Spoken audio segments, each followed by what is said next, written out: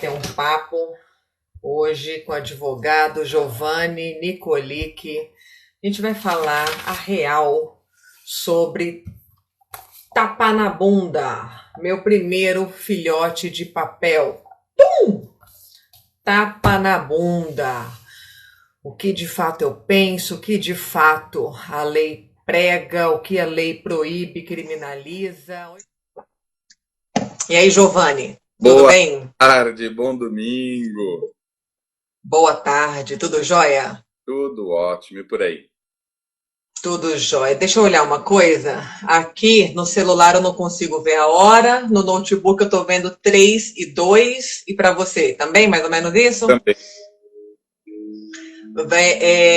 Vamos só tentar ficar atentos. Agora tem um pessoal aí que talvez fique bastante tempo.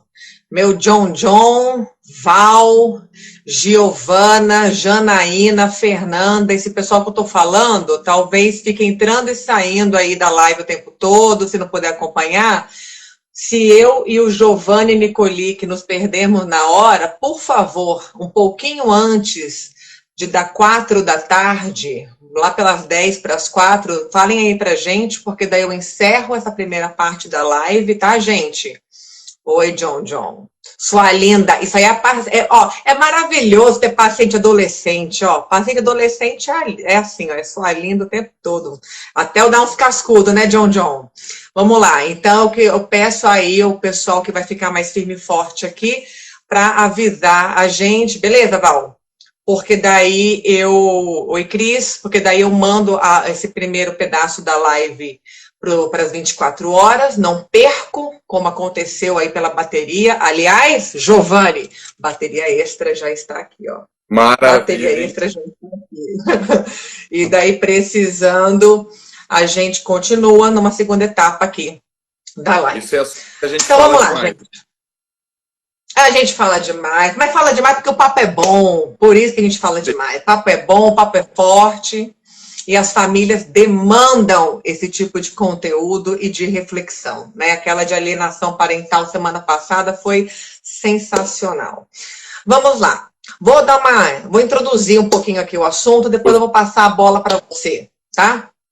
Bom, quem me segue sabe muito bem, né? Talvez um ou outro meio perdido aqui, mas meu primeiro filho, um filho de papel, tapa na bunda. Tapa na bunda da editora Matrix, vai fazer 9 anos de idade em outubro. Lancei o Tapa na Bunda quando a lei da palmada ainda era apenas um projeto de lei. Não era lei ainda de fato, era só um projeto de lei. Quem conhece meu trabalho sabe muito bem o que eu penso a respeito disso, né?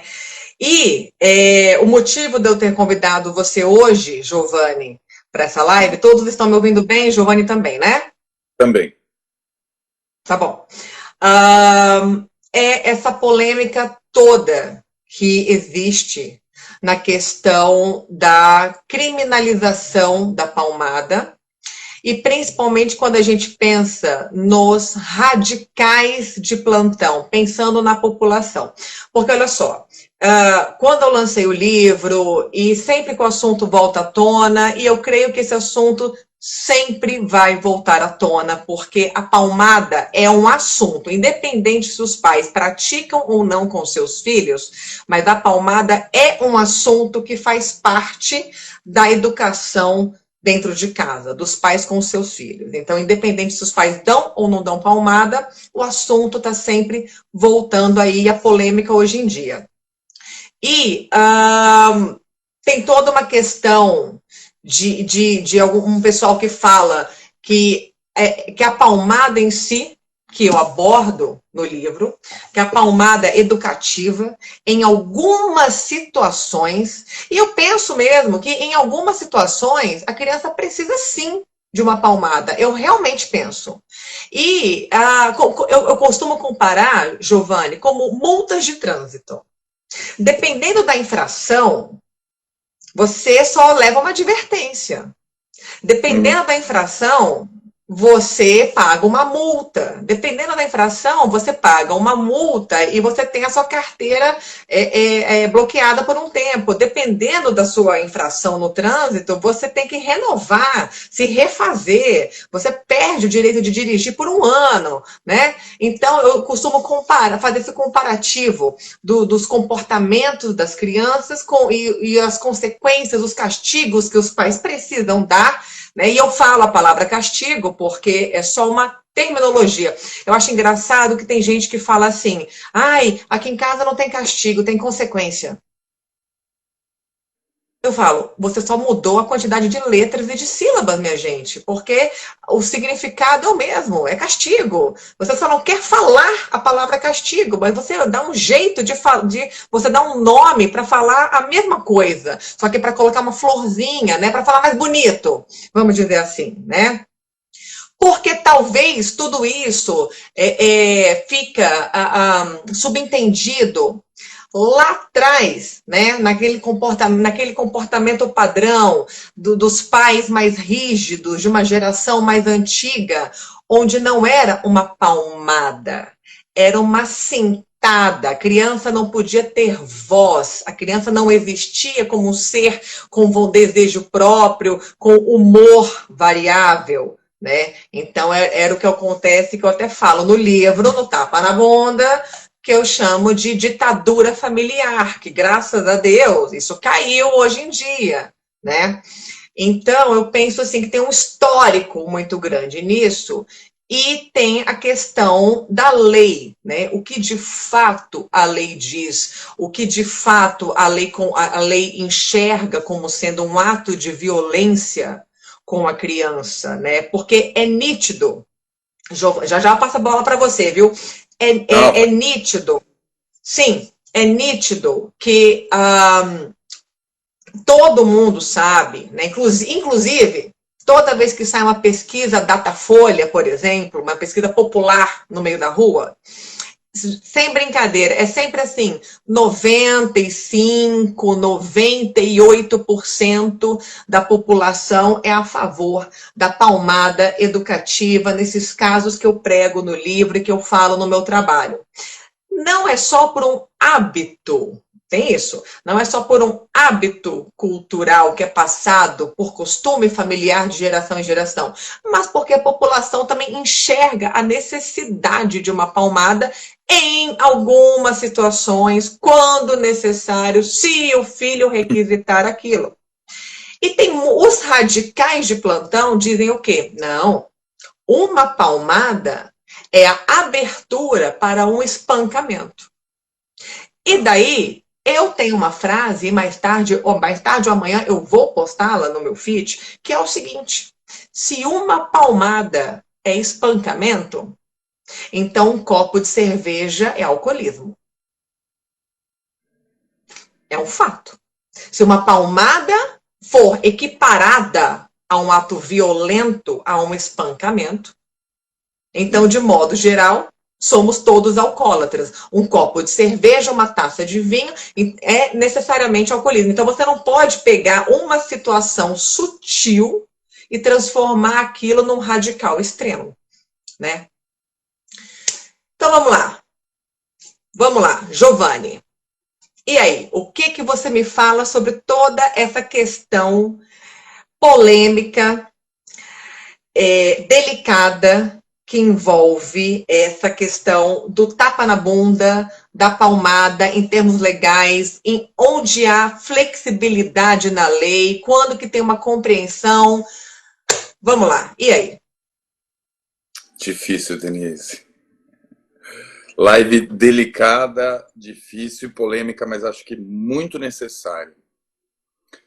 Vamos trazer primeiro alguns questionamentos legais mesmo, para a gente entender do que a gente está tratando e entender se tem aqui realmente algum norte de direcionamento para concluir o que é o que não é uma palmada, o que é o que não é proibido, o que é criminalizado, tem muitas coisas. O que é violência de fato com a criança?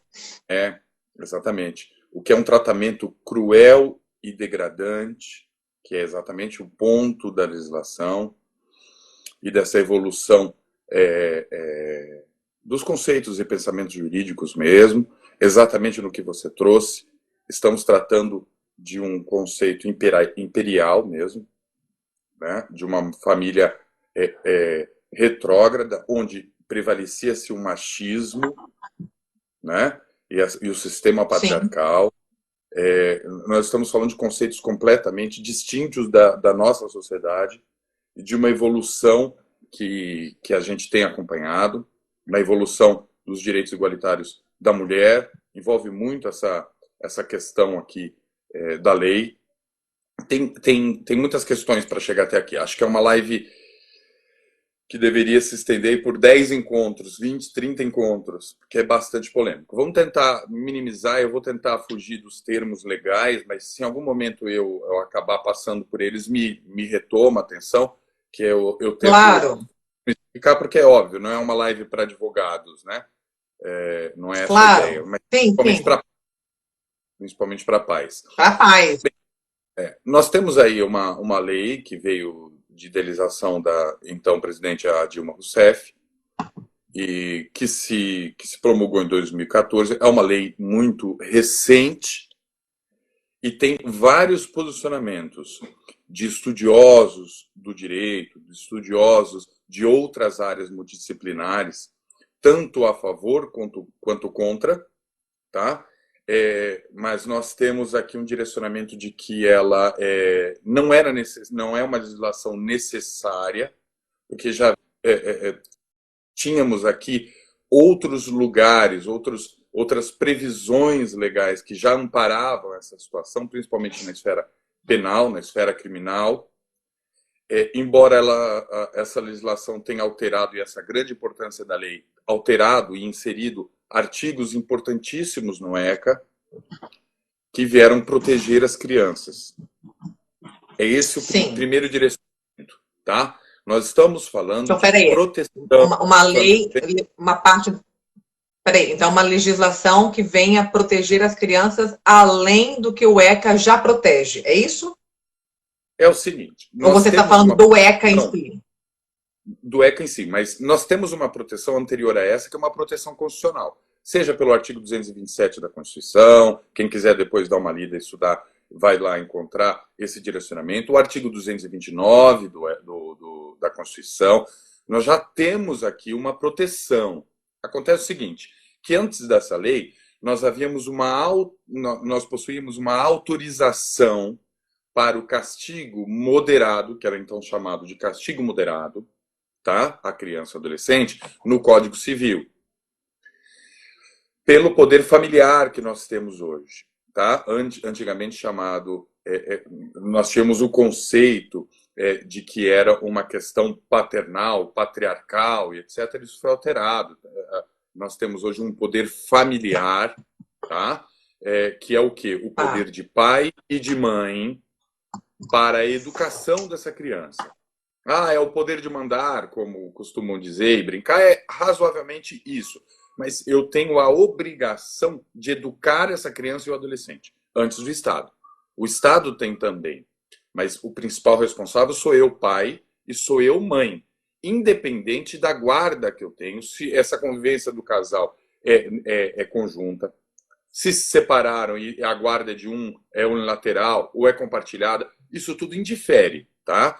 O poder familiar, ele é natural do pai e da mãe, a menos que ele perca por de algumas formas, seja pela morte do outro, ou seja por alguma situação muito gravosa contra essa criança, contra esse adolescente, que o judiciário vai retirar este poder familiar, tá?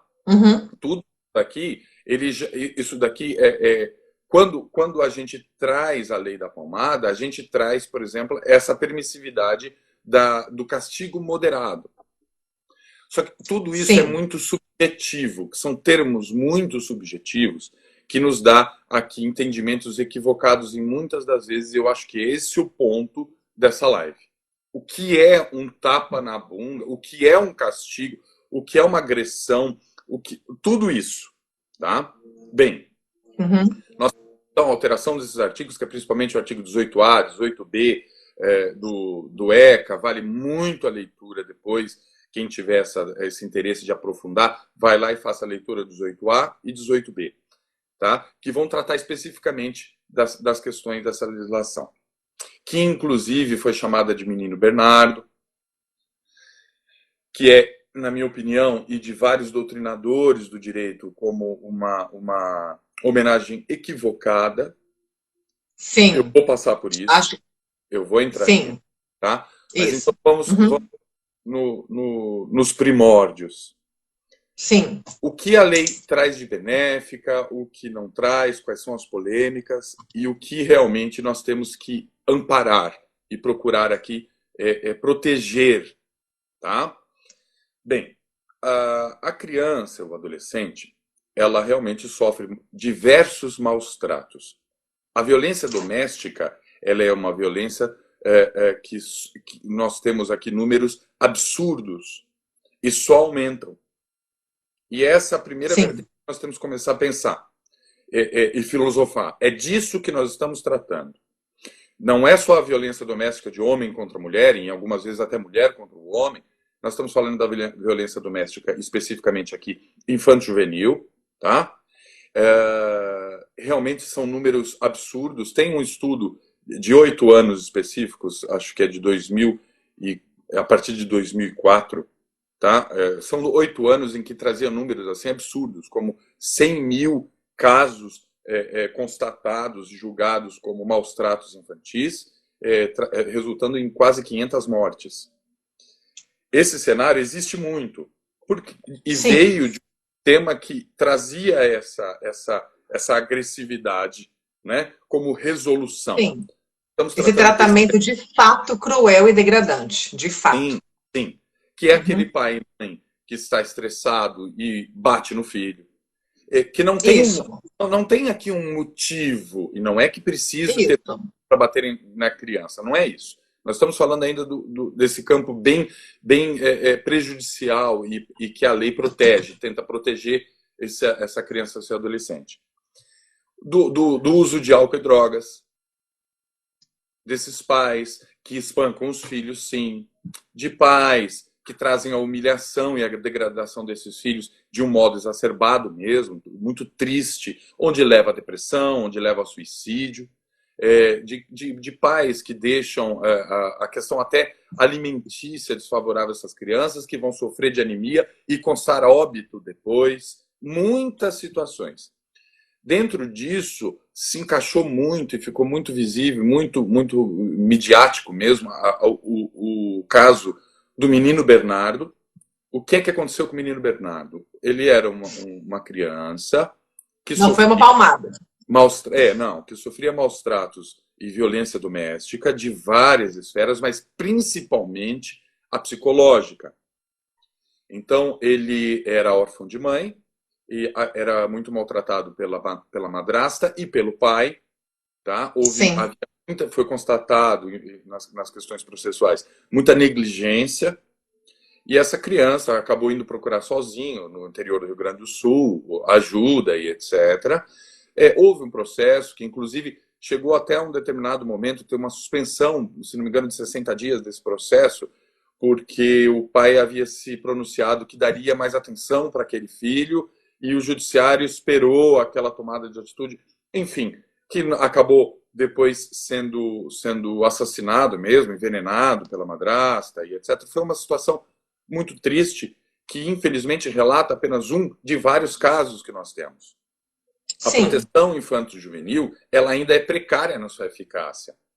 A lei da palmada tem uma vertente muito importante que tem que ser seguida, que é essa proteção. Claro, acho que há equívocos, e não só eu, muitos acham que há equívocos na propositura dessa lei e na forma que ela foi trazida, que ela chove no molhado, mas tem alguns direcionamentos que são interessantes. Por que eu falei que o menino Bernardo não encaixa perfeitamente nesse caso?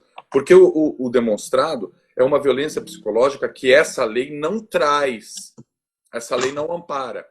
E aí nós estamos falando da alienação parental, da live de alienação parental que nós estamos trazendo. Uma situação absurdamente delicada, perigosa, pouco efetivada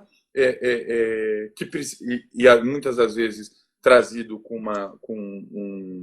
com termos e com nomenclaturas desnecessárias, mal utilizada, banalizada, como se fosse qualquer coisa. Ah, é alienação parental. Não, é a mesma coisa que a gente vai tratar, por exemplo, da violência sexual. Ah, isso é violência sexual. Não.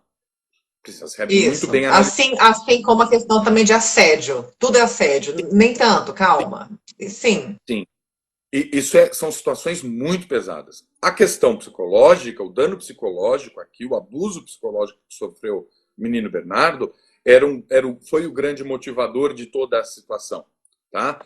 O que faz muita gente entender que era descabida realmente a nomenclatura e essa homenagem. Claro, foi feita uma homenagem por um caso midiático. Porque foi na época, né? Foi na época da aprovação da lei. Ele foi assassinado, de fato, na época da aprovação da lei. Um caso que chocou o Brasil, chocou o mundo, aliás, obviamente. Então, por isso colocaram a mídia, vamos dizer assim, né, popularmente colocou o nome da Lei da Palmada como Lei do Menino Bernardo, né? Ok, como uma homenagem a ele. Sim. É disso que nós estamos falando. Nós estamos falando disso, quando a gente fala de sofrimento físico, de maus tratos severos, né? Isso é uma situação muito grave, muito pesada, que aqui há uma completa, e tem que ter, e já havia, tá? Uma criminalização desses fatos, tá? E desses atos praticados. Tá? Essa é uma situação que nós não estamos aqui lidando neste momento de quando a gente fala sobre o tapa na bunda. Exatamente. Tá? Então, eu estou contando muito isso para a gente conseguir distanciar essa primeira esfera, que é a esfera mais degradante mesmo de toda a situação. Sim, extremista, de fato, uma situação familiar violenta em todos os aspectos, inclusive com a intenção de tirar a vida daquela criança. Tudo muito bem planejado, né? Sim. Então, inclusive uma situação óbvia. Então, o próprio leigo, quando eu digo na questão jurídica, quando olha esse contexto, ele vai enquadrar como uma situação absurda e que tem que ser amparada criminalmente, judicialmente e tal. Então, nós já distanciamos essa primeira leva do nosso assunto, né? Porque nós temos muitos setores e fatores para discutir aqui nesse assunto, polêmicos. Então, essa parte já foi embora. Sim. A lei da palmada, ela traz não a questão da criminalização do tapa. A gente já tirou tudo isso aqui que já existe. Ela trouxe aqui uma questão, uma responsabilidade civil, uma penalização civil de alguns atos praticados, que agora a gente começa a entrar na muito tênue linha entre os tapas que foram dados nesses filhos e nessas crianças em questões opressoras, tá? E aquele tapa que foi dado numa situação específica, completamente justificável por aquela educação.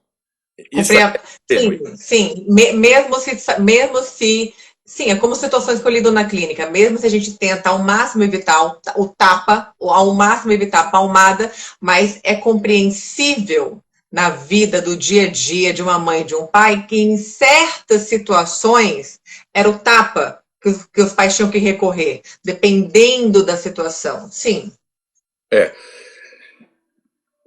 Nessa sociedade mais curta, nessa discussão mais curta, então, aqui nesse espaço que a gente já tirou um montante aqui, vai ficar a seguinte questão. O pai e a mãe que simplesmente estão nervosos, perderam a paciência, sentaram a mão no filho. O pai que não tem, a mãe que não tem nenhum diálogo, nenhuma educação, não tem nenhuma criação, simplesmente bateu no filho, bateu na filha. Isso está amparado na lei, que vai ter aqui um indício e uma responsabilidade civil, que vai ter um tratamento psicológico, um acompanhamento. É disso aqui que a lei vai tratar. O que gera muita polêmica é que na redação dessa legislação e na própria redação do ECA, que foi adicionada e alterada, principalmente no 18A e no 18B, que deve ser lido para todos que querem entender bastante desse assunto, entender um pouco melhor do assunto, essa redação ela deixa em sentido amplo qualquer tipo de tapa ou de castigo. Qualquer situação vai ser enquadrada aqui, o que torna ainda uma questão muito subjetiva. E nós temos problemas legais diversos. E aí eu preciso entrar bem pontualmente na questão do direito. Nós temos a intervenção do Estado e a autonomia de vontade, o direito particular, o direito dessa família, o direito desse pai e mãe educarem os seus filhos. Porque o Estado diz que os pais são obrigados a educá-los. Tá? Tanto que um menor, um adolescente, né, um menor de 18 anos, o que ele comete na rua, quem responde por isso? O pai e a mãe. Exatamente. Como é que a gente fala popularmente? Cadê o pai e a mãe que não educam esse moleque? Quem é o pai que deixou esse menino pegar o carro com 15 anos? Olha no que deu. Né? Então a gente culpabiliza porque, de fato, é isso que você está falando, né? É muito interessante isso. Eu confesso que eu mesma nunca tinha tido essa linha de raciocínio. Isso, para mim, para o meu trabalho, vai ser extremamente rico. É sua obrigação, de fato, criar o seu filho. Não esqueça que o que ele faz, quem responde até certa idade, é você, né? Sim. E esse ponto, acho que é um ponto que a gente vale a pena até aprofundar um pouco mais. Nós somos responsáveis por essa criança e por esse adolescente, e o Estado também ok? E aí tem uma questão da intervenção desse Estado e a intervenção de auxílio desse Estado em alguma situação. Então, vamos lá. Vamos trazer aqui as questões costumeiras de separação e de divórcio, onde esses pais acabam procurando o judiciário. Tá? Nessa procura, o que é que esses pais fazem? Essa é a visão mais importante para a gente caminhar aqui nesse nosso pensamento sobre o tapa na bunda. O que esses pais fazem? A partir do momento que eu ingresso no judiciário, principalmente nas questões litigiosas, e jogo na mão de um terceiro ou de terceiros, promotor, perícia, juiz, depois desembargador e por aí vai. Eu estou fazendo o quê? Aquilo que era de minha responsabilidade, tá? E da responsabilidade daquela outra pessoa, seja o pai, seja a mãe.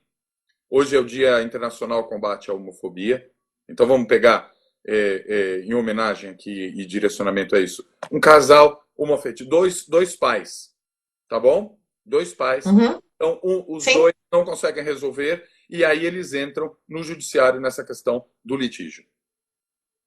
Eu jogo no colo de alguém que nunca viu meu filho, que não sabe o que meu filho faz, o que não faz. Ele é um ser humano. Ele não é um objeto e ele não tem um regramento geral. Tem que seguir isso, tem que fazer assim, tem que agir assado. Não, ele é um ser humano, individual. Ele tem personalidade própria, tem formação própria e etc. Eu tenho a minha. O meu marido tem a dele, né? Tem aqui cultural, uma questão social, uma questão familiar. Eu jogo isso no colo de alguém que não faz ideia de tudo isso e ele tem que olhar para a situação e acabar julgando aquele caso, aquela situação em desejo de um melhor interesse da criança de uma forma, infelizmente, superficial, porque ele não tem como se aprofundar em 20 anos, 10 anos, 5 anos de uma relação. Né? Há muitas coisas por trás disso tudo. O ser humano não ele não é um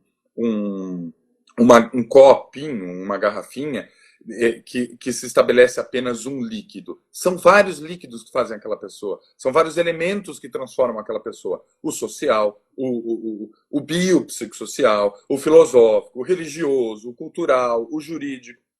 E a justiça ela vai ficar com uma vírgulazinha disso tudo. E muitas das vezes há decisões aqui que são contrárias ao que eu penso, ao que o outro pensa, ao que esses dois pais, nesse caso nosso que nós trouxemos, pensam em melhor para aquela criança, porque não tiveram maturidade suficiente para retirar os seus pesadelos, as suas angústias, as suas raivas mal resolvidas, para realmente olhar para o interesse daquela criança. Então é uma incapacidade. Muitas das vezes sabemos que tudo bem, um não teve bom senso, o outro, por mais que tenha acabou trazendo prejuízo para aquela criança, para aquele adolescente, e chegou naquele momento. Eu vou ter que recorrer. É muito triste. Mas isso aqui, quando a gente joga lá no colo do Estado, tá? Que ele vai resolver por mim, eu não posso mais me queixar. O que acontece aqui nessa situação é o contrário. Eu não pedi, eu não tive nenhuma Intervenção. responsabilidade. O Estado veio, e esse é o grande questionamento, o Estado veio e falou assim, eu vou intervir sem você me chamar. Por que é que o Estado fez isso? Ele pode fazer isso? Ele tem direito a fazer isso? Tem. Nestes quais casos? Nesses primeiros que nós relatamos todos aqui. Nessa Claro. subjetividade Que de é uma quando, menor... por exemplo, tem as denúncias feitas por vizinhos, por exemplo, as Sim, denúncias feitas por médicos, por exemplo, pela escola. Sim. sim. Isso trata a lei, que nós temos, dá uma autonomia para o Conselho Tutelar, que também é muito questionado, porque vai ferir direito à ampla defesa, uma série de situações. Essa lei é muito controversa e muito perigosa, em sentido, Uhum.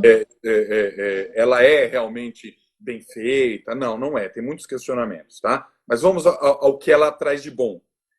Se ela amparou tudo isso, aqui, nesse momento que nós estamos entrando, quando o Estado interferiu, ele vai interferir sobre essas situações degradantes, porque é dever do Estado, assim como dos pais, preservar o melhor interesse da criança. Então, se essa criança está realmente sofrendo de anemia, se ela está sendo abandonada, se ela está sendo realmente negligenciada, espancada, sofrendo maus tratos, Sim. apanhando desnecessariamente, etc., então Sim. o Estado tem. Humilhada psicologicamente, sendo violentada verbalmente todos os dias, o dia inteiro. Sim. Denegrida. Sim. Qual é um dos pontos aqui psicológicos que é levantado e trazido desde o início lá da apresentação do projeto da lei até a sua aprovação?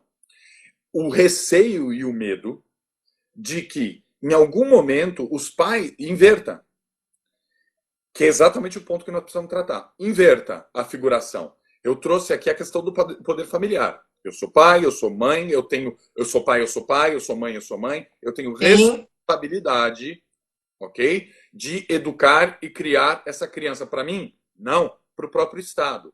Porque é minha responsabilidade transformá-lo numa pessoa de caráter, de qualidades positivas, etc., para agregar o contexto social amanhã, quando se tornar adulto. Eu sou o formador. Não, não. E olha, vou repetir bem essa frase, que essa frase, na minha opinião, é muito importante. Eu, pai e mãe, eu sou responsável pela formação dessa criança adolescente que se apresentará como adulto amanhã na sociedade. Eu não disse Com o certeza. professor, eu não disse a Sim. terapeuta, eu não disse a escola, eu não disse o juiz, eu. E esse é o grande problema da nossa sociedade atual, que está sendo evidenciado e muito vivenciado, desculpe, agora nesse momento de pandemia, onde muitos pais e filhos estão absurdamente se conhecendo neste momento. Não sabia, Claro. inclusive, qual é a comida que o pai ou o filho mais gostam. A pandemia, por mais triste e preocupante que seja, ela trouxe muitos benefícios. Esse é um deles. A Com convivência, certeza. o afeto. O Brasil é pioneiro, é pioneiríssimo em tratar juridicamente de uma palavrinha chamada afeto. Isso se desdobra em bilhões de informações, inclusive sobre a questão da lei da palmada e etc. A regência e o cuidado, o amparo ao afeto hoje, ela é enorme. Hoje nós temos ações de abandono afetivo, de pais que abandonam essas crianças e que vão responder juridicamente para uma indenização e não reparação, porque isso jamais é reparável. A lei não fala também só dos pais, fala inclusive dos agentes públicos que têm uma agressão a essas crianças e adolescentes, etc. Tem muitas questões aqui envolvidas, tá? Quando a gente Sim. está trazendo aqui essa situação momentânea dessa família, desse contexto de preocupação, de uma inversão desse poder familiar, ou seja, eu, pai e mãe, que temos essas responsabilidades, ou a responsabilidade da educação dessa criança e adolescente para o mundo adulto, de repente vou me virar refém e ele passa a ter autoridade familiar, porque inclusive eu não posso educá-lo no sentido de um castigo ou de um tapa na bunda, porque vou virar refém de uma denúncia dele. Essa foi e é uma grande preocupação, uma grande discussão nesse contexto. E agora nós vamos entrar especificamente no que a gente tem no teu trato sobre essa literatura e sobre esse conceito. Temos um problema educacional absurdo. Todos sabemos. Sim. Isso a gente não precisa estudar, é só a gente olhar para a nossa sociedade. Né? Nós temos uma autonomia enorme dada para essas crianças, para esses adolescentes, que falam o que querem, agem como querem, desrespeitam. Vamos só apontar uma questão aí. Nós temos uma autonomia errada. Né? E daí a palavra é essa mesmo, é errada. Não vou nem tentar buscar uma palavra bonitinha, porque é uma autonomia desajustada. Sim. E eu digo isso não só pela esfera, nesse sentido da lei da palmada, ou etc., mas os resultados que nós temos dessas responsabilizações do poder familiar. Ou seja, essa autonomia é dada quando hoje o seu filho, sua filha, é chamado na escola, pela escola, e aí o pai ou a mãe vai até a escola e ao invés de entender o que aquela criança, o que aquele adolescente está fazendo, está agindo de forma errada, ao invés de chamar a atenção desse filho, chama a atenção da escola. Claro. Estou na escola pela nota baixa do próprio filho. O desrespeito que tem ao professor, acho que é o maior elemento que nós temos nesse conceito. O professor está banalizado. Se fala muito sobre os pais falando mal do professor para o filho. Ainda mais agora, hein? Ainda mais agora, nessa contextualização de pandemia, onde estão tentando fazer de tudo para conseguir chegar com aquela educação. De repente, né? De repente, tentando fazer tudo. Uhum. Sim, nada, de um dia para a noite, e tentando se encaixar. Está todo mundo tentando se encaixar nessa pandemia. E ao invés de ter não se coloca para a criança e para o adolescente a imagem daquele terceiro como uma pessoa que terá autonomia no que disser e que a criança tem que obedecê-lo, ou no sentido, não é no sentido opressor, mas no sentido de uma palavrinha que é a chave dessa questão toda, chamada respeito. Se perdeu o respeito, e quando se perde o respeito, não é o respeito lá atrás, porque isso nós já tiramos, não é o respeito imperial, não é a imagem de sou seu dono, de sou sua dona, quem manda aqui sou eu e cala a boca. Lógico que isso é mais uma vertente de educação. Cala a boca, vai dormir sem a janta, né? Sim. Não é isso. Vou te bater porque você simplesmente fez tal coisa. Não é isso. Nós estamos tratando do desrespeito a tudo, inclusive as regras. Né? Sim. A qualquer figura de autoridade. Sim, a terapia ela vai trabalhar em cima de fundamentos psicológicos que são mais velhos e muito mais velhos do que esses questionamentos, né? No sentido da construção da formação psicológica e pedagógica dessas crianças e desses adolescentes. A figura paterna e a figura materna, elas têm inerentes, elas têm fundamentações na formação dessa criança e desse adolescente. O pai, e aí, independente das questões que nós tínhamos trazido antes da formação familiar, mas isso num contexto generalizado, o pai tem uma figuração para essa educação. Tem uma figuração para esses limites. E a mãe tem outro. Né? Cada um tem um conceito diferente, cada um tem uma imagem diferente nessa construção. Por isso é importante a comunicação entre esses dois, que inclusive vai ser um ponto que eu vou destacar já. Mas existe essa diferença, tá? Que hoje, nessa modernidade do contexto familiar nuclear, então, às vezes as famílias são constituídas por uma pessoa, ou por dois homens, ou por duas mulheres, ou por uma mulher, e etc. Tá? Essas imagens são o quê? São agregadas. Então, se só tem, por exemplo, o teu caso, você vai agregar as duas imagens. Tanto a imagem limitador paterno, quanto o acolhimento materno, vai ter os dois. Sim. E hoje também é muito trocado. Pais que trazem esse contexto, essa visão e essa formação materna, e a mãe traz a paterna. Muitas das vezes a Sim. mãe é o limitador.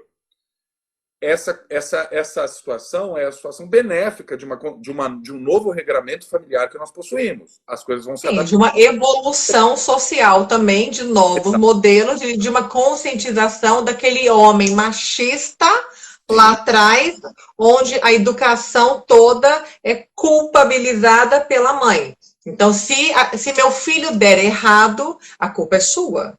sim. Porque você que educava em casa. Então, você que fez alguma coisa errada. Eu só trabalhava e pagava as contas, né?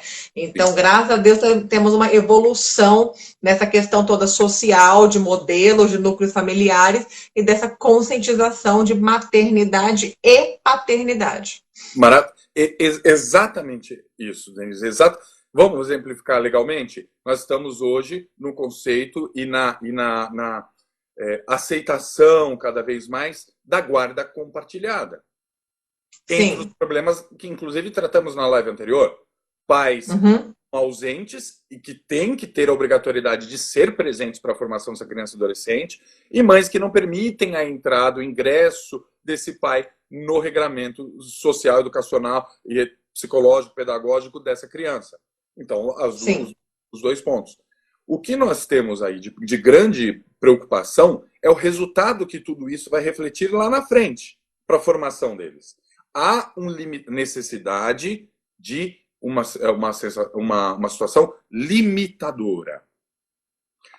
Exato. Isso é Porque o educação. que eu vejo muito, só um parênteses, o que eu vejo muito, e eu vejo com muita preocupação no próprio Instagram, né? Tá? Um movimento muito forte, onde se fala muito em amor, amor, amor, afeto, afeto, acolhimento, acolhimento, de uma forma que deturpa tudo, de uma forma em que é dito que se você precisar enrijecer com seu filho, se você precisar dizer não para o seu filho, se você precisar castigar o seu filho porque ele fez algo errado e ele precisa aprender que ele fez algo errado porque tem consequência aquilo, e você quer formar um ser humano adequado para a sociedade, você não quer jogar um delinquente na sociedade, né? Então eu vejo que há um movimento muito utópico, muito idealista, de um amor platônico, de um amor que, na verdade, no dia a dia falta essa questão que você está falando, esse ponto limitador. Então, as mães hoje, os pais, ficam muito, principalmente os que ficam muito mergulhados em Instagram, Facebook, nesse aspecto, o pessoal se perde um pouco e esquece que, literalmente, quem ama educa. E, literalmente, a sociedade agradece, né? Então, eu posto muito isso nos hashtags. Quem ama, educa. Sem mimimi, a sociedade agradece. Porque há uma inversão de pensamento e esse movimento hoje é tão forte e me preocupa tanto que as mães, os pais que eu conheço, clínica ou vida pessoal minha, que são mais duros com o filho, que precisam mesmo educar os filhos e que sabem disso, no fundo eles ficam assim, mas será que eu não estou exagerando? E às vezes não está exagerando, é porque a sociedade ficou tão... Eu queria achar uma palavra mais adequada, mas a sociedade ficou tão negligente, eu ia falar frouxa. A sociedade ficou tão negligente, não coloca limite nos próprios filhos, e daí os pais que querem educar os filhos com limite se sentem culpados por isso. E na verdade não é, né? E daí os outros, sim, ficam o quê? Mergulhados numa alienação de maternidade, mergulhados numa alienação de paternidade. E sendo que não tem como escapar. Você ser uma boa mãe, você ser um bom pai, você tem que pôr limite.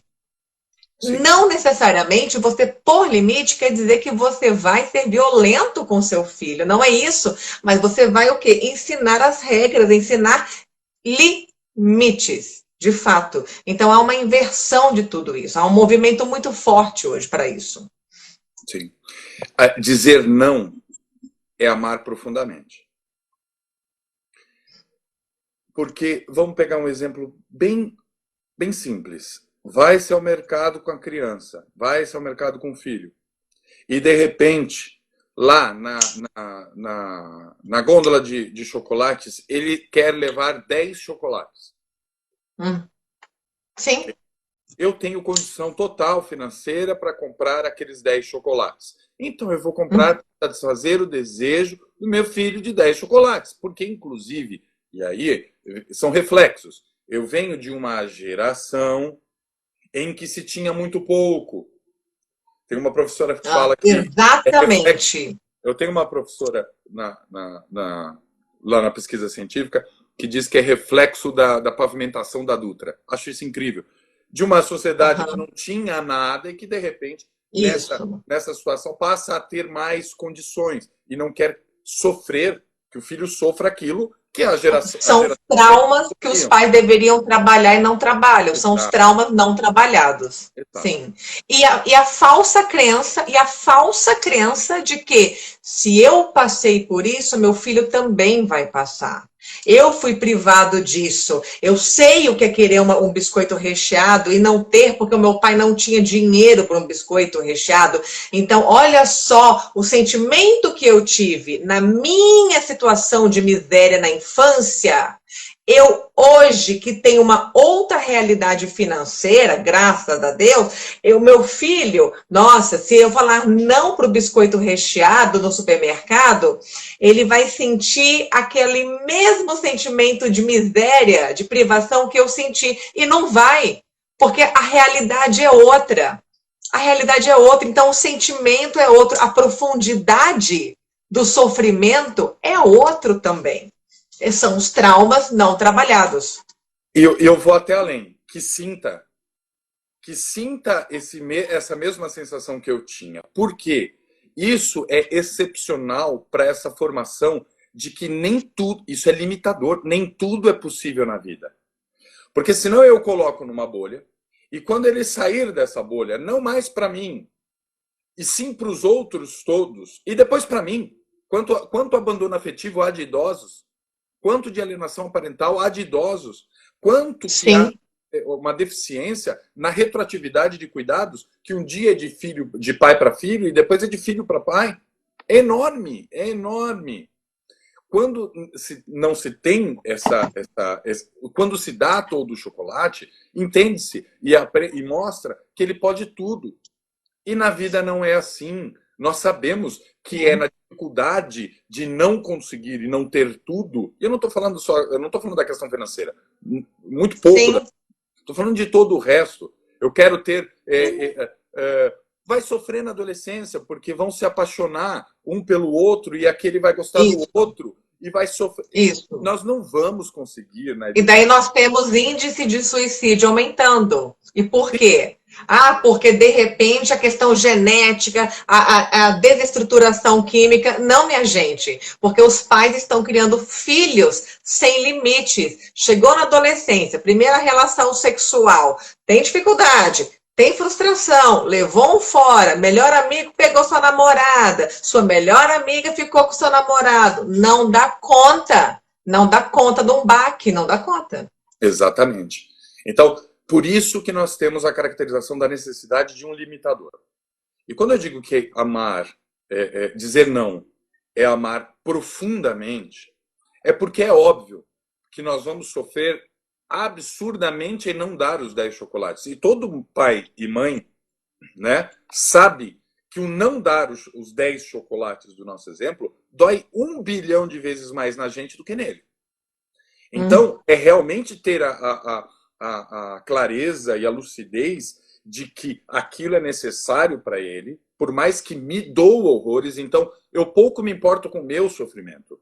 Esse é o grande amor incondicional paterno e materno. Está aqui o elemento, que eu sei que aquilo é muito importante para ele. Então, superar essa própria dor, não vou permitir tal situação porque é melhor para ele, por mais que doa, é amar profundamente. Bem no ponto lá dos chocolates, na questão da responsabilidade dos dois pais, na ideia dessa separação. Porque acho que a gente vai chegar no ponto exatamente do tapa na bunda, né? Vamos conjecturar duas possibilidades. Vamos contar duas historinhas diferentes, tá? Então, a primeira história. Tá. Esse pai, então era o pai, que comprava os 10 chocolates e deixava fazer de tudo. Então, pode jogar videogame até meia-noite, pode ficar no celular o dia inteiro, pode comprar 10 chocolates, pode bater no meu rosto, pode me xingar, pode xingar o vizinho, pode xingar a senhora que estava atravessando na rua, pode tomar o brinquedo do vizinho, pode tudo. Pode virar um bicho. Isso. E a mãe... assim que eu falo, pode virar um monstro. Pode. E a mãe, do outro lado, está tentando educar. Ah, bom. A mãe, do outro lado, está tentando limitar. São separados. Então, a mãe diz não para os 10 chocolates. Não, não dá nesse horário para você ficar acordado jogando videogame. Tem que ter responsabilidades. Já tem idade para ter responsabilidade na sua lição de casa, no seu material escolar, nos seus brinquedos, na sua roupa. Eu começo a trazer responsabilidades educacionais para essa formação, etc, etc. Tem que ser respeitoso e cordial com o próximo. Tem que ser educado. Ela está tentando desse outro lado. Qual é a casa mais gostosa? Qual é o lar mais gostoso? Claro. Nesse exemplo aqui virou... Onde a minha coroa é maior. Onde a minha coroa tem mais pedra. Naturalmente, essa criança vai passar a jogar com esse casal. Por uma questão óbvia, e não é má fé da criança ou porque é uma má criança. Não, é uma questão natural, normal, tá? E vai preferir ficar com esse pai. Interesse. Tá? Vai preferir ficar com esse pai que permite tudo, e que pode tudo, e que o coloca nessa bolha, né? E aí nós começamos a ter um conflito enorme.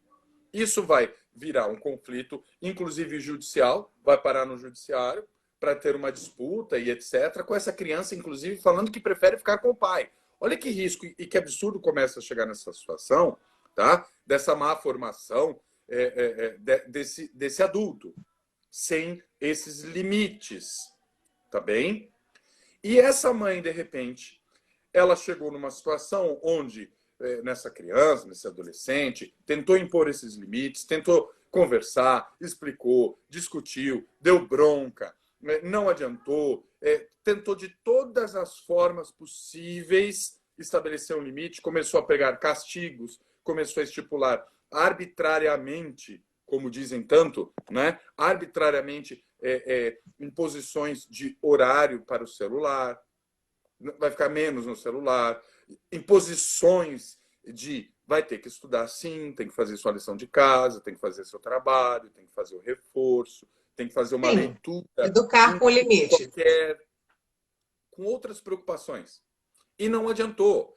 E essa criança, esse adolescente, começou a enfrentá-la.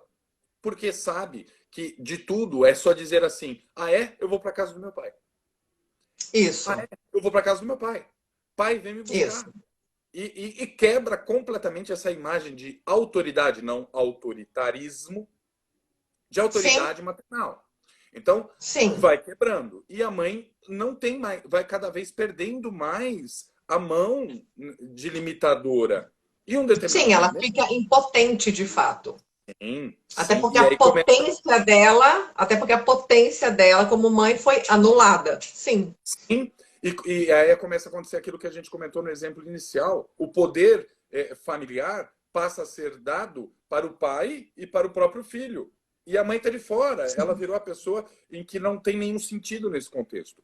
Nesse exemplo que a gente criou, essa mãe, como disse bem você, se tornou impotente. Ela recorreu ao castigo, ela recorreu à bronca, ela recorreu a tudo, ela apanhou. Isso acontece, quantas vezes acontece? Apanhou do filho, e etc. E resolveu dar uma palmada nessa criança. Deu um tapa na bunda dele.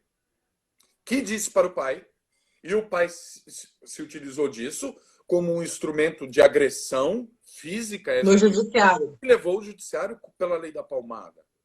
Olha o absurdo que nós estamos trazendo. É isso. Você vê muito isso? Oi? Você vê muitos casos assim? Diariamente. Hum, Diariamente. E digo, uhum, digo que 9 em cada 10 casos, por uma problemática enorme que nós tratamos na live de alienação parental.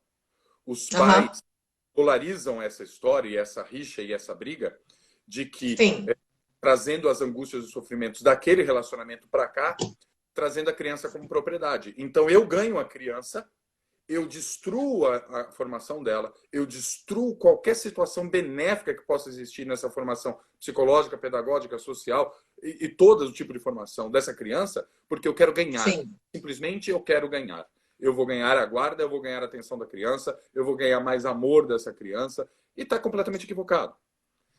Tá, mas isso quando a gente pensa na questão, porque você está enfatizando a questão de casais separados, né? Então, a palmada, ela é utilizada como um meio de acusar o outro genitor quando nós temos uma disputa aí, quando não tem alguma separação amigável, então a palmada acaba beneficiando o outro, o genitor oposto. E no caso, vamos pensar, por exemplo, na questão da palmada, quando o casal está casado, de fato, e independente se são dois homens, duas mulheres, um casal hétero, ou como eu, mãe solo, ou alguns poucos pais solo por algumas situações, enfim, fica viúvo, não sei, e aplica a palmada educativa que eu falo no livro do Tapa na Bunda. E aí? Porque quando é uma questão de separação, a gente consegue entender o interesse do outro lado em usar aquilo em benefício próprio. Né? Às vezes o pai sabe que a mãe só deu uma palmada, sabe que a mãe até estava certa, ele sabe que ele até não deveria comprar todos os chocolates para o filho, ele sabe, porque ele conhece a ex-mulher, então ele até sabe, mas judicialmente ele quer tirar vantagem em cima daquilo. Mas e quando nós não temos uma situação de separação? Então, na verdade, a pergunta é incrível porque vai esclarecer todo o contexto. Eu estou falando dos pais casados também. Qual é a diferença? Nenhuma. Porque os pais casados, quando aos olhos do Estado ou dessa lei, tem alguém com o mesmo poder julgando os atos dele. É a mesma coisa. Eu só estou usando os pais separados para demonstrar o poder familiar que ambos têm. Mas você, no seu caso, é exatamente a mesma história. Porque você está Aham. se divorciando, então, aqui, está com o outro com o mesmo poder, que é a lei ou o Estado julgando o tapa na bunda. Ou seja, Sim, vai depender dessa contextualização. Por isso que eu disse que eu daria duas versões da mesma história. Quer ver? Vamos para sim, a segunda versão da mesma história. sim, Esses dois pais, que aí pode ser você e o Estado, ok? Pode ser sim. o casal e o conselho tutelar falando Uhum. sobre tapa na bunda, tá? Pode ser em Uhum. qualquer. Agora vamos para uma versão, a segunda versão dos fatos. Eu comprei os 4 chocolates e tal. E a mãe, ainda a mesma historinha. E chegou no Ok. momento que começou a refletir nesse jogo infantil, e aí um pai e a mãe falaram assim, um com o outro, porque eles têm que se falar. Isso as pessoas não entendem. Sim. Eu me divorciei e nunca mais vou falar. Eu me separei e nunca mais vou falar um com o outro. Não, esquece, vocês têm um filho. Em algum momento, os dois resolvem, por alguma maturidade, se falar. Se falaram. E disseram o que está acontecendo. E aí, chegou, então era o pai que era o permissor, né? No nosso exemplo. E aí o pai ouve tudo isso e fala: Nossa, não estava fazendo por maldade, é óbvio. Entendi. Ele está fazendo isso aí? Tá. Chegou a criança e fala assim: É o seguinte, é assim, assim, assim, assim. Vai dormir no horário, vai fazer lição, papapá, tá de castigo, a sua mãe deu castigo que perdeu o celular por uma semana, vai se repetir aqui. A criança e o adolescente tomam um choque no sentido de: opa, não tem mais jogo. É limite. O que eu faço de um lado ou do outro indifere, porque eu sou uma só pessoa. Eu não posso ser tratado como duas pessoas, uma com o pai, uma com a mãe. Eu sou o mesmo indivíduo. E aí se fecha a possibilidade desse jogo e passa a regrar uma coisa chamada educação, formação. E Sim. aí, eu dei um tapa na bunda. No exemplo, foi a mãe que deu o tapa na bunda. E a criança chegou pro pai. Minha mãe me deu um tapa na bunda. Ela é assim, assim. O que você fez? Ah, eu xinguei ela disso, eu bati nela, eu joguei o copo, eu quebrei, eu fiz e aconteci. E o pai fala assim, e se você continuar fazendo, quem vai dar o tapa sou eu. Acabou Vai o levar jogo. outro. Acabou. Vai levar outro. Então, assim, Isso. Obedeça, não toma outro. Uhum. é Sim. fantástico. Quando o casal fala a mesma língua, é assim, Sim. né? Então, Sim, é que nem aqui em casa. É que nem aqui em casa. Ah, quer outro? Não, então colabora. Sim, sim, o limite, Denise, é essencial para o ser humano. Todos nós, seres humanos, que evoluímos e que crescemos diariamente, crescemos na dificuldade, no sofrimento, sim, no limite. Se tudo nos sim, fosse permitido, nós nunca evoluiríamos. Nem psicologicamente, sim, socialmente, nada, nem nada. Ali fez a demonstração da necessidade dessa palmada. Se eu vim educando, mostrando, delimitando e etc., e aquilo explodiu de uma certa forma, uma atitude explodiu de uma certa forma, que eu tive que dar uma palmada, é óbvio que isso jamais vai ser contextualizado como numa esfera, mesmo que civil ou criminal, para aquela atitude. sim, E nós não sim, podemos deixar que os pais entendam isso se servindo como reféns daquela criança ou adolescente para não ser um limitador. Esse é um ponto. Que para chegar até aqui tem um conceito muito interessante. Para se chegar na palmada, tem muita coisa de errado acontecendo. Então, alguma sim, coisa está acontecendo para chegar nessa palmada. Então, aqui é um índice de alerta de eu estou educando, eu estou limitando. Eu, por sim. exemplo, minha filha vai fazer 12 anos. Eu nunca dei uma palmada na 12. minha 12. Nunca dei Nunca uma, precisou. nunca precisei. Não Que significa que tem ótimo. uma educação melhor. E eu te digo, que ótimo. Sim, mas assim, aí é que Sim, tá. Significa que é uma educação melhor ou pior do que a mãe que teve que dar uma palmada ou não. sim, quer dizer que Ok, funcionou. funcionou. E também porque tem o quê? Uma autoridade parental, tem uma autoridade, Sim, não é autoritarismo, é uma autoridade sim, que não pode gritar, não pode ofender, não pode desrespeitar, não pode descumprir as regras. Ponto. Isso é na conversa, é no amor, é no afeto, é no carinho, tudo aquilo que a legislação da Lei da Palmada quer instituir e trazer. Isso é um reflexo de outros países, principalmente da Suécia, onde implementou esse andamento pedagógico na legislação específica de evitar os maus tratos, o abuso físico, tá, a essas crianças e adolescentes e etc. Nós estamos tratando de coisas diferentes. Lá se deu um resultado incrível e também tem uma claro. intervenção estatal muito grande que aqui não tem. A efetividade nossa é muito baixa. Nós temos uma questão de alienação parental que nós discutimos que é terrível. 8 em cada 10 Sim, crianças de pais separados carregam sequelas de alienação parental. É crime sim, absurdo esse abuso psicológico. A gente está falando de abuso sexual, a gente está falando. Tudo isso aqui ainda existe, e é isso que nós temos que combater veemente em prol dessas crianças. Agora, esse tapa na bunda de que um pai, uma mãe, em um sentido limitador e numa situação específica, precisou dar um tapa na bunda, eu não estou falando. Você não está, e nem eu, nós não estamos falando do pai e da mãe que dá que seja uma chinelada uma vez por semana naquela. sim. Não, teve uma vez que eu tive que dar um tapa. Lógico que Aham. um pai desse jogar no judiciário, e mesmo que acabe indo para o judiciário, acabe indo para essa esfera judicial, é óbvio que nenhum jogador vai olhar essa situação e vai ir contra esse pai ou essa mãe. É o exemplo que a gente deu do pai e da mãe separados. Não tem como. O Estado não vai tomar, nunca pode tomar a postura absolutamente permissiva daquela educação. Peraí, meu filho e minha. Deixa eu, deixa eu pontuar aqui a primeira vez, e é a primeira, porque já foram várias, tá? Mas a primeira vez que o Rafael, meu filho, que tem 3 anos e 3 meses, 3 anos e 3 meses, minha gente, Primeira vez. É meu filho, é sangue, né? Sangue quente, vai ver que é isso. É muito dono do próprio nariz, testa muito a mãe, testa a autoridade, vai ver que é isso. E daí, a primeira vez que o Rafael levou um tapa na bunda. Rafael tinha 1 ano e meio.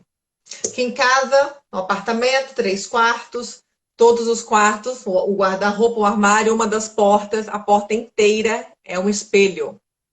Eu não faço ideia o peso de cada espelho desse. Rafael, 1 ano e meio. 1 ano e meio. Rafael pegou um brinquedo e ficou batendo no espelho. Aí eu fui lá, desconversei, peguei o brinquedo dele. Vem cá, vida, vamos lá para a sala, vamos brincar. Aí aquilo na cabeça dele, por que que eu não posso bater aqui? Eu posso bater no chão da sala de EVA, dependendo na parede ela não liga, mas aqui eu não posso. Ficou interessante. Sim. Por que que eu não posso bater aqui? Aí ele insistiu em bater, desconversei, peguei no colo, levei para a sala, pensei em todas as minhas mães na clínica, em todos os meus pais na clínica. Cada sessão que eu faço de orientação para os pais, cada sessão veio na minha cabeça, cada palavra do meu livro, tudo veio na minha cabeça. E eu pensei, não é possível que eu vou ter que lascar um tapa na bunda nesse bebê de 1 ano e meio. Não é possível. Vai, autora do livro, vai, terapeuta, vai ter que pôr na prática. Eu pensei, não é possível, ele só tem 1 ano e meio. Então tirei o brinquedo, ele pegou o brinquedo, bateu no espelho de novo. Aí tirei o brinquedo de novo, juro pra você. Tirei o brinquedo de novo, bateu com o espelho de novo. Dei grito, Rafael, chega! Porque primeiro é assim, primeiro a gente fala com fofura. Vem cá, vida, olha que legal a estrela cadente que surgiu no meio da casa. Vem ver. A criança não tá nem aí, porque ela percebeu que aquilo incomodou a mãe. Aquilo chamou a atenção do pai. A criança está vendo que você está fazendo de tudo para proibir aquele comportamento. Então ela vai lá e insiste. Por quê? Porque a criança precisa saber até onde você vai. A criança precisa saber até onde, qual que é o seu limite de permissividade. Então, falei com delicadeza, falei com gracinha, tirei do quarto, dei uma de louca, peguei o brinquedo, joguei o brinquedo, dei bronca, arranquei o Rafael do quarto.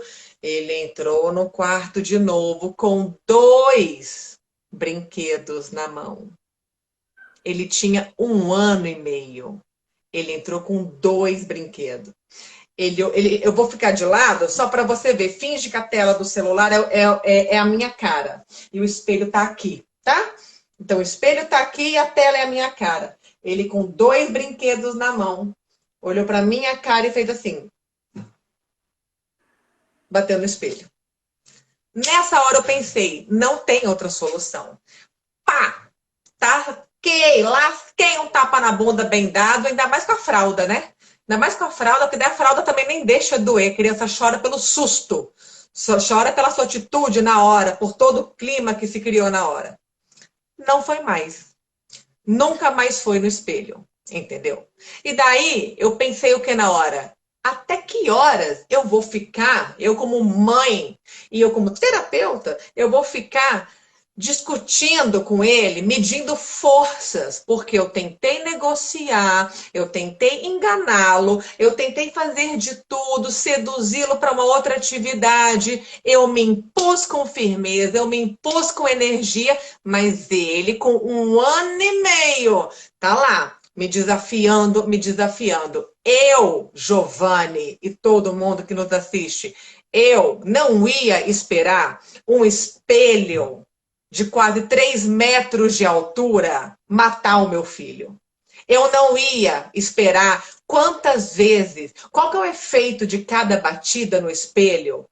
O que está acontecendo na massa concreta do espelho? Que horas que esse espelho vai despencar? Ele vai ficar cego? Um vidro desse vai entrar no estômago dele? Aí eu vou chorar por outro motivo. Então eu falei, esse tipo de situação não em negociação.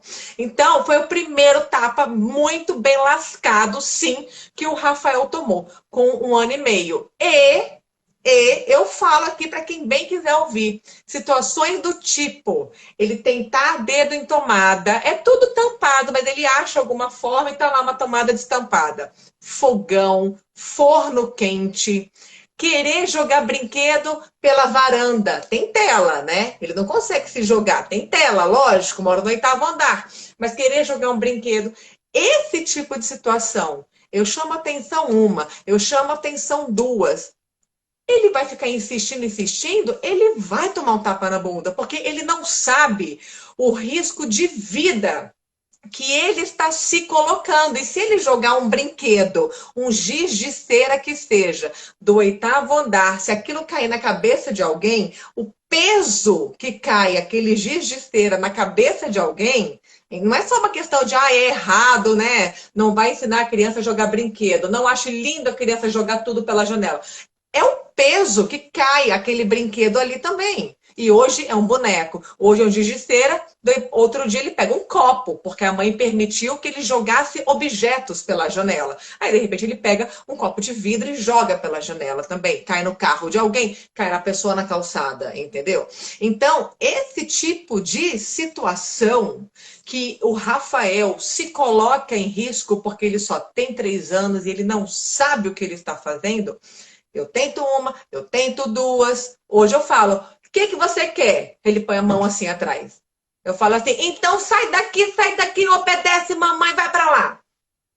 Muitas das vezes ele já obedece, porque ele já sabe o que acontece. Por que ele sabe o que acontece, Giovanni? Porque ele sentiu na pele. E é o que eu falo tanto no livro que eu mostro de novo, no Tapa na Bunda.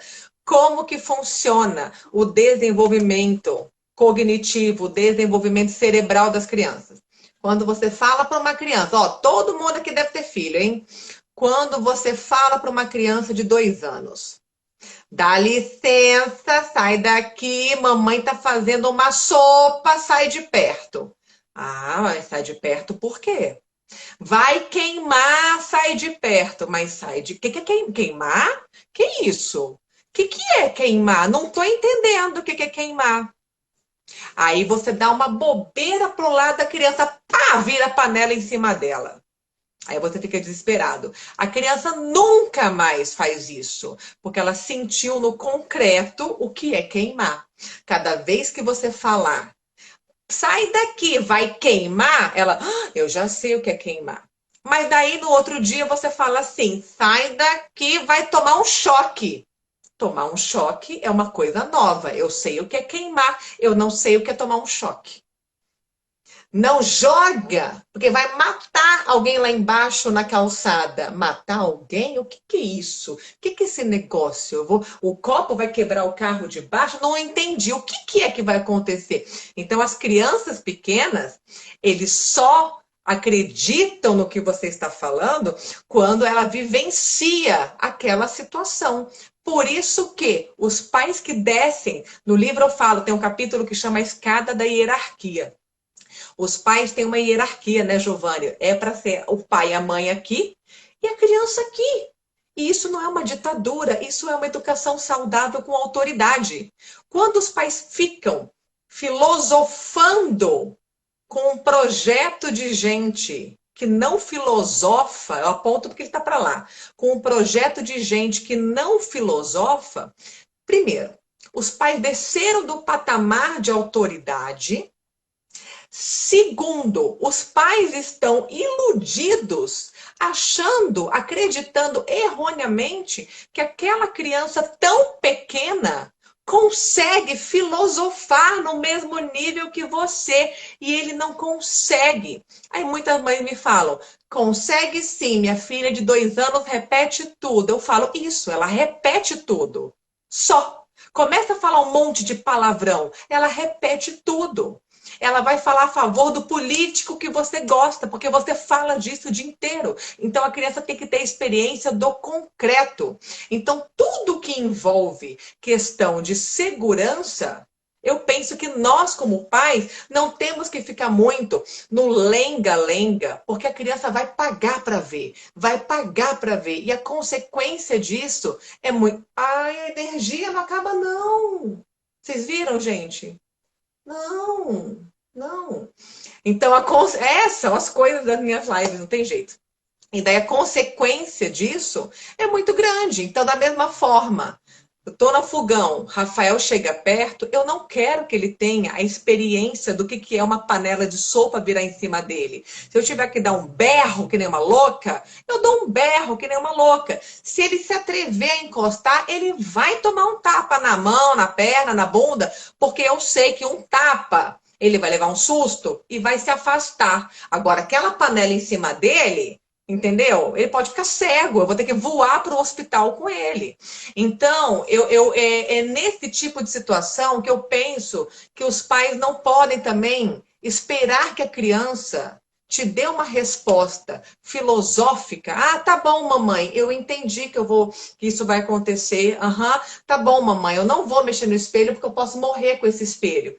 Isso não vai acontecer. Tanto que, só para concluir, Giovanni, tá me ouvindo bem, né? Sim.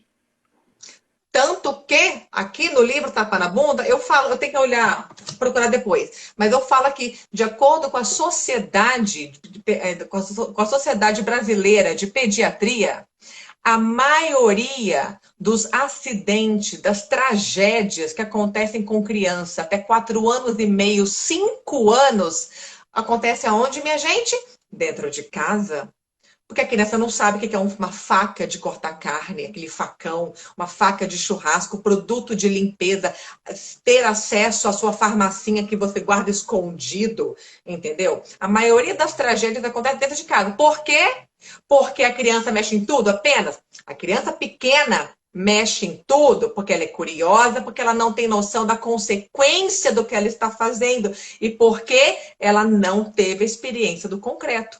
Então, uma palmada educativa, ainda mais se for para beneficiar a vida da criança, é uma situação, né? E daí a gente não pode nem ir para esses radicais que equiparam a palmada como essa palmada educativa, essa palmada protetiva. Olha, primeira vez que eu uso esse termo, adorei, juro.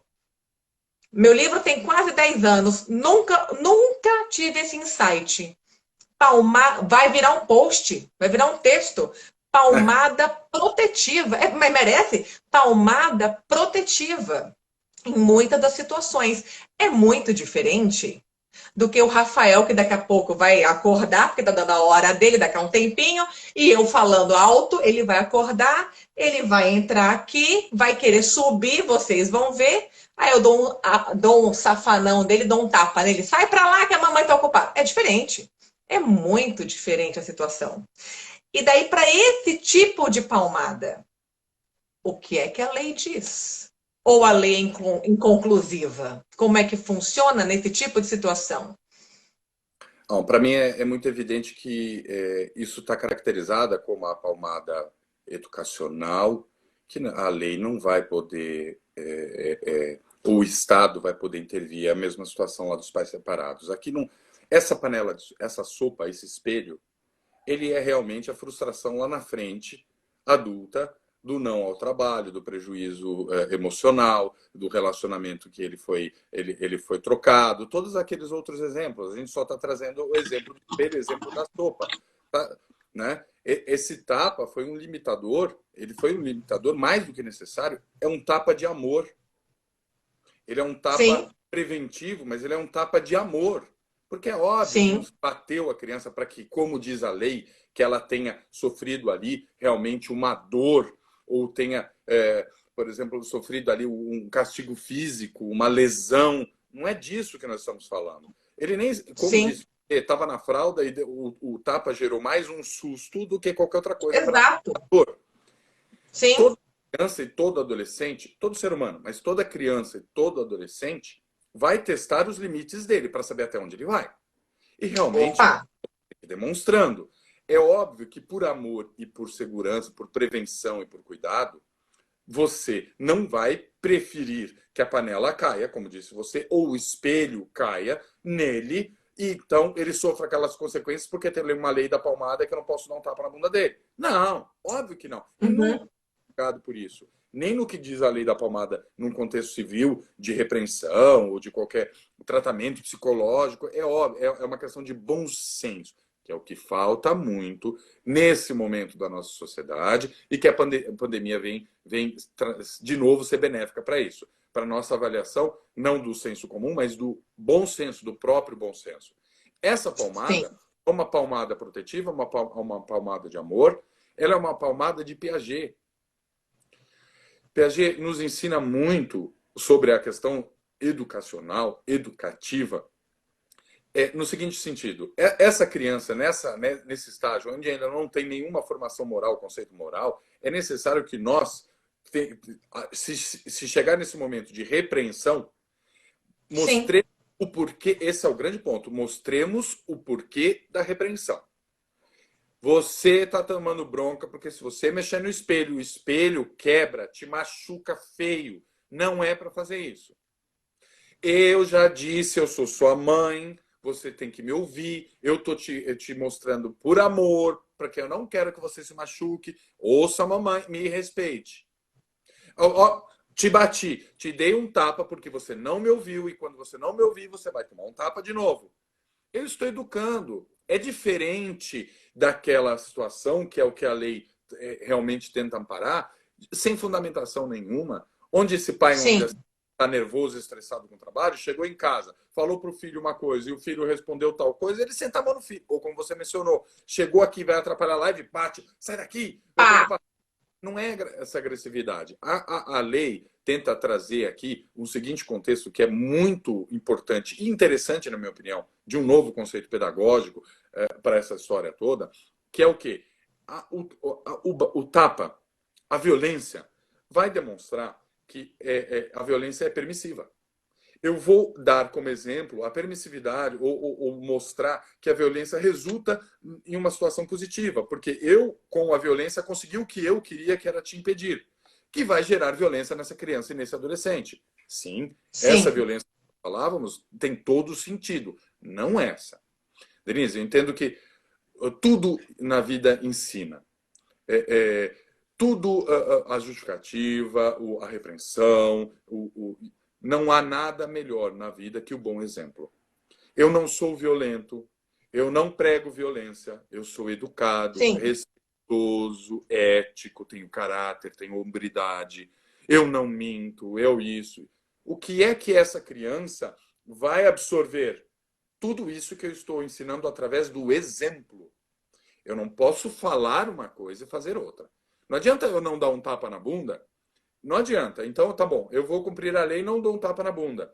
Eu vou educar meu filho, minha filha de um outro jeito. Maravilha. E Sim. ele Tudo observa, menos uma palmada. e aí eu sigo essa risca, só que, porém, eu sou extremamente violento. Eu pratico violência doméstica em casa, bato na mulher, eu bato no Sim, vizinho, eu xingo, eu sim. grito no trânsito, tudo tem que ser do meu jeito, eu sou intolerante, eu sou impaciente. O que é que eu estou ensinando? O tapa na bunda é muito subjetivo quando ele é por amor, quando ele é um tapa de proteção, como você disse, de Piaget. Isso jamais vai ser colocado negativamente contra esse pai e contra essa mãe. Nós temos que ter uma função de bom senso, limitadora e nos chamar à responsabilidade. Eu acho que quando isso acontece, que eu entender que a responsabilidade é minha, não é da escola, nem da terapeuta. Quer ver um exemplo? Essa permissividade tem cada vez dado mais abertura para que essa criança que se tornou adolescente e aí depois em fase adulta não tenha esses limites e entenda que ela pode tudo e que nada acontece com ela porque ela vive nessa bolha. E eu vou inclusive Sim, entrar no mundo das drogas e vou cada vez me drogar mais e vou experimentar cada vez porque nada drogas acontece comigo. sérias. Sim, e entrei Sim. nesse universo dos psicoativos e estou enfrentando tudo e testando tudo até me matar. A Aham. responsabilidade é do pai, é da mãe, que não deu esse Sim. limite. Porém, momento e entregou para o terapeuta, entregou para o psicólogo, entregou para o profissional Sim. qualificado, que vai jogar no colo dele a responsabilidade de encerrar a utilização desse psicoativo. Não quero mais Não saber parte de se mágica. chegou até aqui. Não quero saber o que é que trouxe a situação até aqui. Eu Sim, quero que encerre e é responsabilidade sua. Pai, mãe, a responsabilidade não é do Estado. A responsabilidade não é da escola e nem do profissional que você contratou e só porque paga está cuidando do seu filho. A responsabilidade isso. é simplesmente sua. Não é para bater, não é para trazer lesão, não é para espancar, isso nunca vai resolver, Sim, de jeito nenhum. É para conversar com o filho, é para ter tempo com o filho, é para observar e enxergar como um ser inteligente, respeitá-lo, trazer aqui um respeito à sua idade, para que ele aprenda com esse seu respeito, que deve respeitar, e mostrar a todo tempo que você não é só amigo dessa criança. Esse tapa de amor é um é a erro isso hoje em dia, inclusive, né? Essa necessidade excessiva que os pais hoje têm. Os pais enfiaram na cabeça, eu quero ser amigo do filho. Quando você é amigo do filho, você é igual? eu Você é acho que pode igual. ser Quando amigo o do pai esquece um pouco disso, o pai esquece da função de ser pai e fica só amigo. Aí perdeu a autoridade, banaliza a relação. E o filho fica sem a referência. O filho fica sem a referência. Porque o que as pessoas esquecem é que nós, gente, ser humano, nós, o nosso lado bicho, nós somos o filhote mais de todo o reino animal. De todo o reino animal. Nós somos o filhote mais dependente dos nossos pais por muitos anos.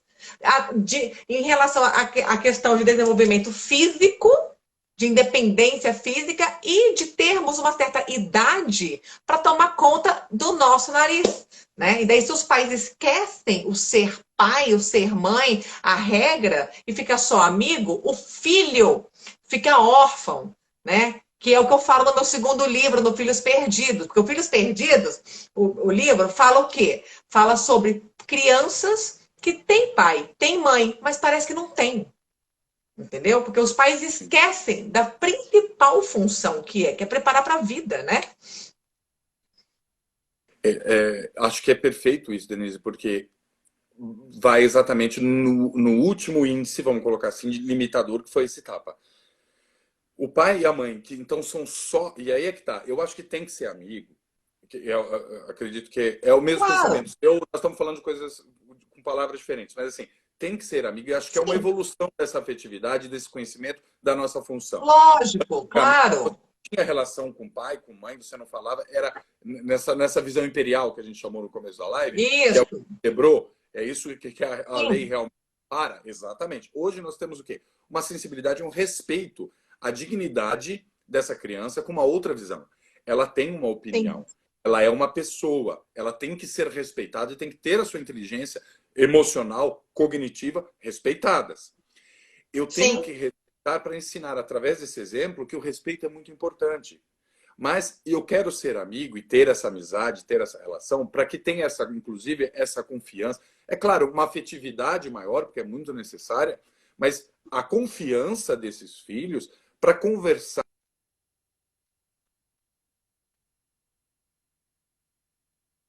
destravou. Fala alguma coisa? Fala alguma coisa? Ih, ficou sem som. Giovanni, sem som? Vou ter que. Já sei. Ver, Giovanni. Peraí. Agora entra de novo, Giovanni. Aí, quem sabe eu nem preciso interromper. Entra de novo. Eu tô de olho, Giovana, no horário. Tô de olho. Ei, Giovana, firme e forte. Vamos ver. Só desliguei o Giovanni e de repente, quando volta, volta com som.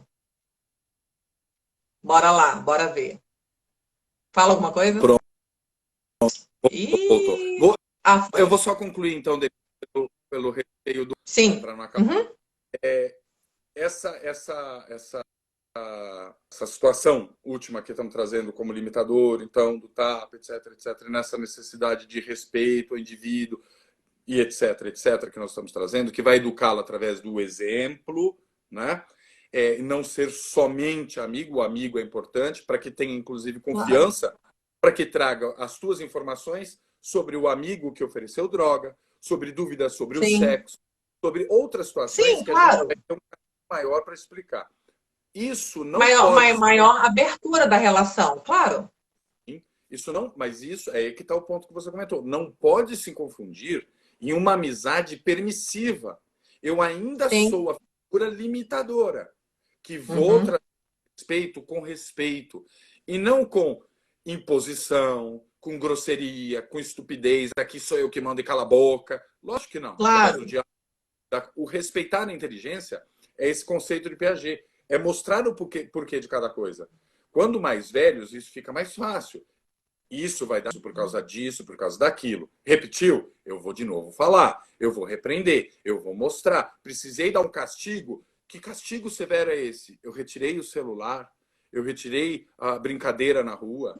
Eu retirei. Ok. Ok, isso é limitador. Eu fiz tudo isso e aí, de repente, me xingou, me ofendeu, me deu um tapa, tomou um tapa.